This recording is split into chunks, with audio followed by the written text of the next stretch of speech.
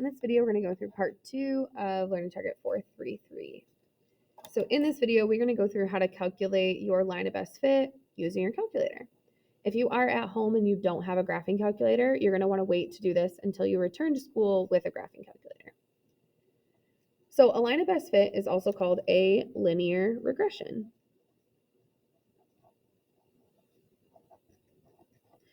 This is what your calculator calls it, so you need to know that term, and you need to know that it's the same thing as a line of best fit. These are the exact same thing.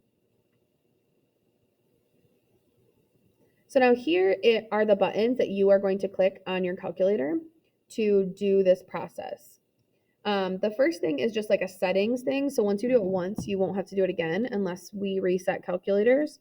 So you have to make sure your mode is set to stat diagnostics being on. So once you hit mode, you're going to go down almost all the way to the bottom, and you can see stat diagnostics might be off or on. On needs to be highlighted, and then you can get out of there by quitting, and you're all set. So now let's go through this first example to go through how to use these buttons. So this says, as the number of farms has decreased in the US, the average size of the remaining farms has grown larger. And here's our table. First thing we want to do is find the linear regression model for the data. X is going to represent the number of years since 1900.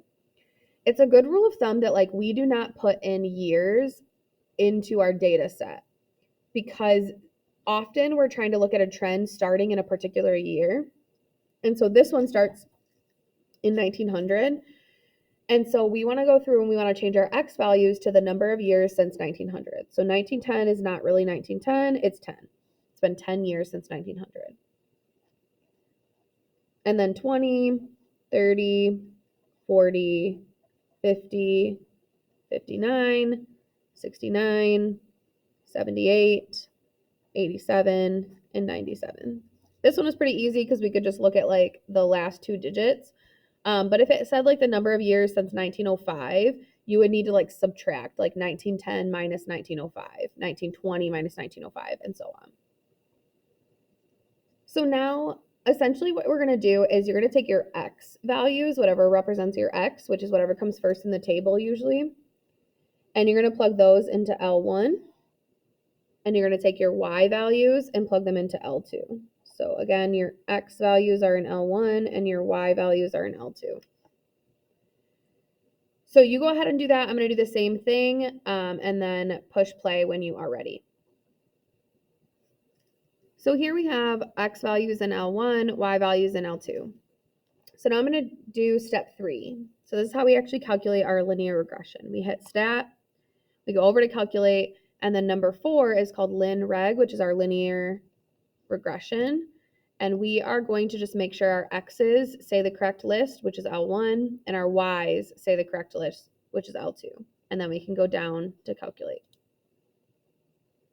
And there we go. So this is going to give us the information needed for our linear regression model. This is our model, y equals ax plus b, and we just need to plug in our a and our b value. So y equals our a, we're going to round to 2 decimal places, so 4.72.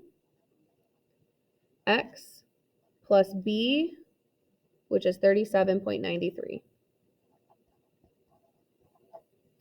So this is our linear regression model.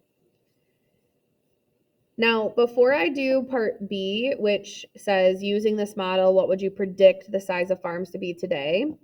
That uses this equation right here. Before I do that one, I'm going to skip down to C because I don't want to clear this data yet. Our correlation coefficient is our R value. Remember, so our correlation coefficient is our R value. So we are going to write down our R value. Don't use R squared, make sure you use R, so 0.96. And then describe that correlation. So 0.96 is a strong correlation because it's close to 1, and it's positive because it's positive. So our correlation is strong, positive. So now I'm going to go back and do part B because we need to clear our calculator to do that. So this says, using the model, what would you predict the average size of farms to be today in 2022? So we're going to use our model, and the first thing we need to figure out is, should I plug this number in for X or for Y? Because it could be either one. This is a year, and you can see all of our years are our X values. So this is an X value. And remember, I don't want to plug in 2022. I want to plug in whatever 2022 is minus 1900, 122. So the X value that I'm going to plug in is actually 122. And I just need to plug this into my formula here for my X value. So 4.72 times 122 plus 37.93. And I can just plug this right into my calculator.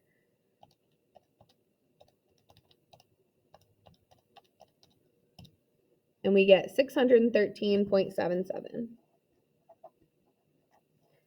I forgot to tell you what units this was in, but farms are often measured in acres. So I'm just going to add a unit here so I know what I'm talking about. But this is a prediction of how big the acreage would be now in 2022, which does make sense because the latest data we have was in 1997. It was 487. So assuming like 25 more years have passed, 600 seems like a reasonable amount. So what I want you to do is I want you to pause it, do this U-try right here, plug in your years for L1 and your patties for L2, and then flip to the back and answer those questions. Push play when you're ready to see the answer. So here is our set of answers for the U-try. This is a linear regression model you should get when you plug in 10 for your X value. This is your X value.